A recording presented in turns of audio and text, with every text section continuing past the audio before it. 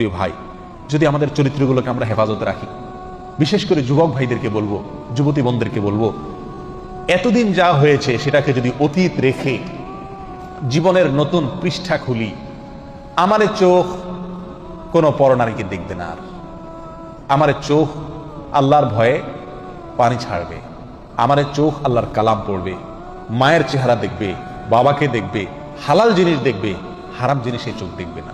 এই প্রতিজ্ঞা যদি আমরা কোনো যুবক করতে পারি, কেমন যেন আমি জাহান্নামের পথ থেকে লাফ দিয়ে জান্নাতের পথে চলে আসলাম, কেমন যেন আমি জাহান্নামে পড়তে যাচ্ছি সেখান থেকে ঝাঁপ দিয়ে জান্নাতের দিকে ঝুঁকে গেলাম। আল্লাহ আমাদেরকে সবাইকে তওবায়ে নাসুহা করার তৌফিক দান করুন।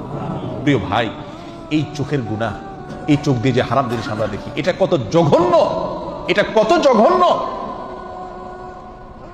এই অপরাধ, এর রেশ, এর প্রভাব, এর অ্যাকশন, এটা বহু সময় পর্যন্ত থাকে, অনেক সময় বছরকে বছরও থাকে। চাইলেও এটার অ্যাকশন থেকে মানুষ বাঁচতে পারে না।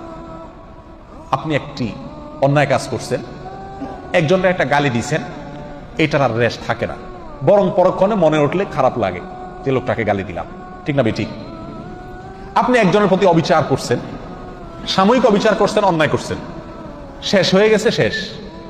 কিন্তু আপনি চোখ দিয়ে একটা হারাম জিনিস দেখছেন, সেটা মোবাইলে হোক, টেলিভিশনের পর্দায় হোক, সিনেমার পর্দায় হোক, কাগজে প্রিন্ট করা হোক, অথবা রাস্তাঘাটে হোক, এই হারাম জিনিসটা দেখে আসার পরে আপনি নামাজে দাঁড়াইছেন, ওযু করে সিজদায় গেছেন, আল্লাহর সবচেয়ে কাছাকাছি চলে গেছেন সিজদায়, ঠিক না বেঠিক? বান্দা সবচেয়ে আল্লাহর কাছে যায় কখন? যখন সিজদায় থাকে, তখন আপনি সিজদায় গেলেন। প্রিয় ভাই আমার, আপনার চোখের সামনে তখন ভাসে উঠে ওই মহিলা যাকে আপনি দেখে আসছেন, ঠিক না বেঠিক? এমনও হয় মাসকে মাস চলে গেছে, বছরকে বছর চলে গেছে, কিন্তু সেই গুনাহের স্মৃতি মাথায় ভেসে ওঠে। আপনি আছেন সিজদায়, করতেছেন আল্লাহর ইবাদত, কিন্তু আপনার অন্তর গুনাহ করতেছে, অন্তর জেনা করতেছে, নামাজের মধ্যে আপনি জেনা করতেছেন, রোজা রেখে আপনি জেনা করতেছেন, ঠিক না বেঠিক? এত জঘন্য গুনাহ এই চোখের গুনাহ। প্রিয় ভাই, এই চোখের গুনাহকে আমরা গুনাহ মনে করি না। এর একটা অন্যতম কারণ হলো এই গুনাহটা করা খুব সহজ। চুরি, কি বলেন, এটা চাইলেও তো করা যায় না, নাকি? সবাই করতে পারে চুরি, ডাকাতি, খুন খারাপি, মদ খাওয়া, মানুষের সাথে অবিচার করা, অন্যের হক মারা, এগুলো চাইলেও তো মানুষ কি করতে পারে না। আবার অনেক অন্যায় আছে যেগুলো সামাজিক চাপের কারণে মানুষ করতে পারে না। কিন্তু এই চোখ দিয়ে যে হারাম জিনিস দেখা, এটা আজকে এমন সহজ হয়ে গেছে যে কি নামাজি কি বেনামাজি, কি দাড়িয়ালা কি বেদাড়িয়ালা, কি ভালো মানুষ কি মন্দ মানুষ, মোবাইল হাতে আছে, ইন্টারনেটের কানেকশন আছে, যা খুশি তা দেখতে পারে, রিমোট হাতে আছে, যা খুশি তা দেখতে পারে, ঠিক না বেঠিক? শয়তান তখন আমাদেরকে প্ররোচিত করে, আমাদেরকে বিপদগামী করে, আমাদের দিয়ে হারাম কাজ করায়, আর করতে করতে করতে করতে একসময় বেহায়া হয়ে যায়, নির্লজ্জ হয়ে যায়, এরপর এটা নেশায় রূপ নিয়ে যায়। তখন বাঁচতে চাইলেও বাচ্চাটা কি হয়ে যায়? কঠিন হয়ে যায়। আল্লাহ সুবহানাহু ওয়া তাআলা আমাদেরকে আমাদের চরিত্রগুলোকে ফুলের মতো পবিত্র করার তৌফিক দান করুন। এতদিন আমরা যা করেছি, আসুন আসুন প্রিয় ভাইরা, জাহান্নামের পথ থেকে লাফ দিয়ে জান্নাতের পথে চলে আসি। করবো তো ইনশাআল্লাহ?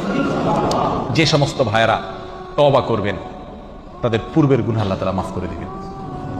অতীতে আমরা যা করেছি সেটার জন্য আজ তওবা করি, আমার এই চোখ দিয়ে আমি হারাম জিনিস দেখবো না।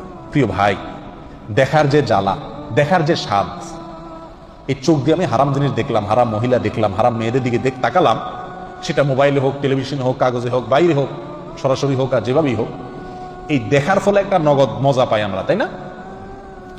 আপনি একটি মুহূর্তের জন্য একটু আপনার এই মজাটাকে আল্লাহর জন্য কোরবানি করে দেন। এরকম নারী, এরকম পুরুষ, এরকম যুবক, এরকম যুবতী, এরকম তরুণ, এরকম তরুণী খুঁজে পাওয়া কঠিন, দুষ্কর, মহা কঠিন, যার যৌবনে, যার জীবনে, যার তারুণ্যে, তার বয়সে, তার চরিত্রের উপরে কালি লাগে নাই, অবৈধ যৌনতা তার জীবনে হয় নাই, এরকম যুবক, এরকম যুবতী, এরকম তরুণ, এরকম তরুণী, এরকম পুরুষ, এরকম নারী আজ খুঁজে পাওয়া অত্যন্ত কঠিন হয়ে গেছে না ভাই? আল্লাহু আকবার। অথচ এই পয়েন্টটার উপরেই জান্নাতের নির্ভরতা অনেকখানি। শয়তান আমাদেরকে লুজার করার জন্য, শয়তান আমাদেরকে ক্ষতিগ্রস্ত করার জন্য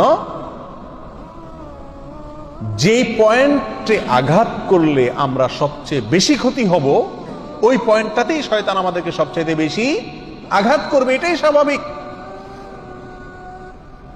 এই জন্য শয়তান আমাদেরকে এই জেনার যে রাস্তা, চরিত্র নষ্ট হওয়ার যে রাস্তা, এই রাস্তাটা শয়তান আমাদের জন্য কি করে দেয়? সুগম, সহজ করে দেয়।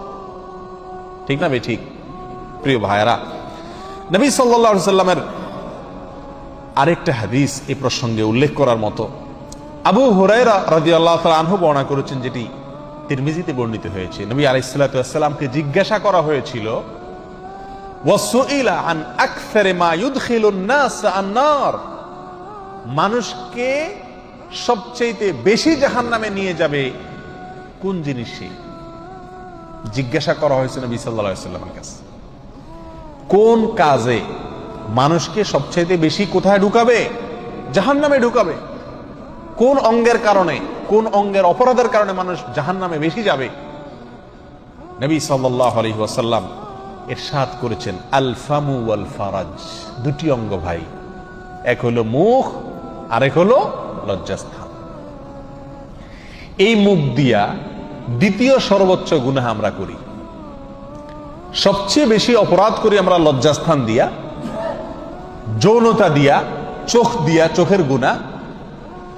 আর দ্বিতীয় সর্বোচ্চ অপরাধ বা গুনাহ হয় এই দুই ঠোঁট দিয়া, হয় হারাম খায়া আর না হলে হারাম কথা বলে আমরা অসংখ্য অগণিত গুনাহ করছি।